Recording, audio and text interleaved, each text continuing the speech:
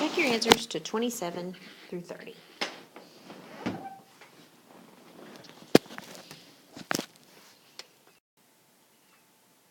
#27 asks, which graph best represents a constant rate of change? Remember, rate of change is the slope. So we want which of these has a constant slope. The slope never changes. Well, in a circle, sometimes the slope's positive, sometimes it's negative. It's always changing. Look at this. Sometimes the slope's increasing, sometimes the slope decreasing. Here, the slope changes, sort of slows down, speeds up. But look at your line.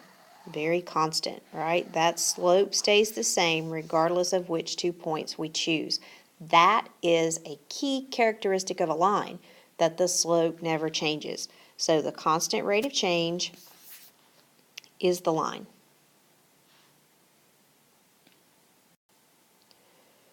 #28 asks, which of the following functions shows the greatest rate of change? Which one is the biggest? Notice they give us a couple of graphs, they give us a table, and they give us an equation. Now, how do we find the rate of change or the slope from an equation? We get that from m, right? So here the slope is 4, so that has a rate of change of 4 or 4 over 1. Let's look at the table. Let's see. If we go up, this is all kind of weird, isn't it? We go up, this is plus 3 plus 2, that's 3 over 2. We go up, is that right? Yeah, we go up, oh, we go down, right? 3 to -9, we go down 12. This isn't even constant rate of change, is it? So C is not our answer. That's not even a constant rate of change.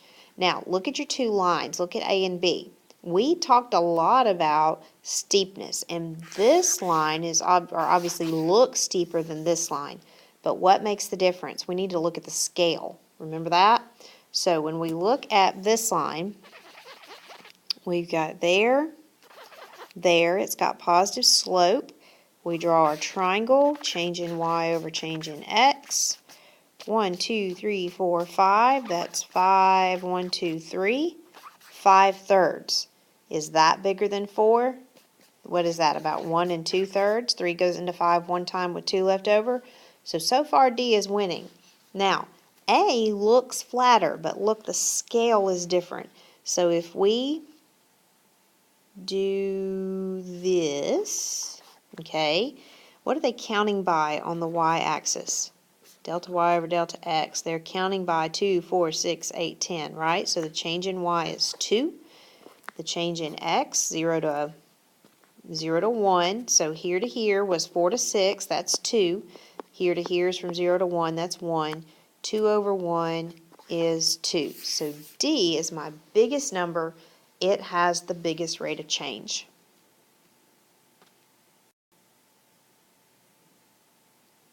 #29 says compare the rate of change. So we want to know what's going on with them. So if we look at the linear equation, y equals 3x minus 6, what is the slope? The slope is 3, right? Okay. Now look at function 2. Function 2 is a table, so we've got to find change in y over change in x. So they've given us some points. I'd go over here to the positive side. What is that? 2 to 10, I go up 8. 2 to 4, I go up 2. So change in y is 8. Change in x is 2. 8 over 2 is 4. So let's look at our options. Both functions have the same rate of change. No.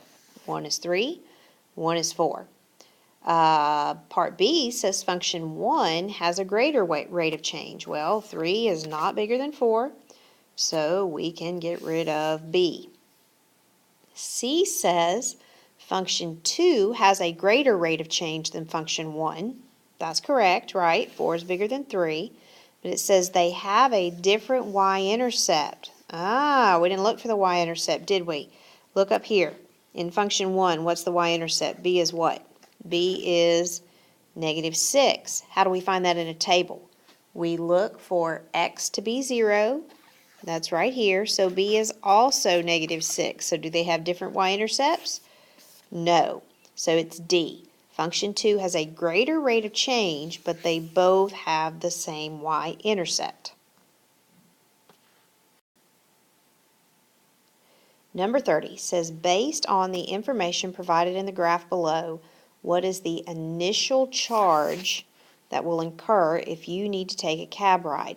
That means, what are they going to charge you for just getting in the cab? If you step in and take their time and say, whoops, never mind, and step out, they're going to charge you something. Well, remember that initial charge is always the y-intercept. Intercept. I should write that as one word, shouldn't I? It's the y-intercept. So we need to know, where does this line cross the y-axis? Crosses right there. The cost is $4.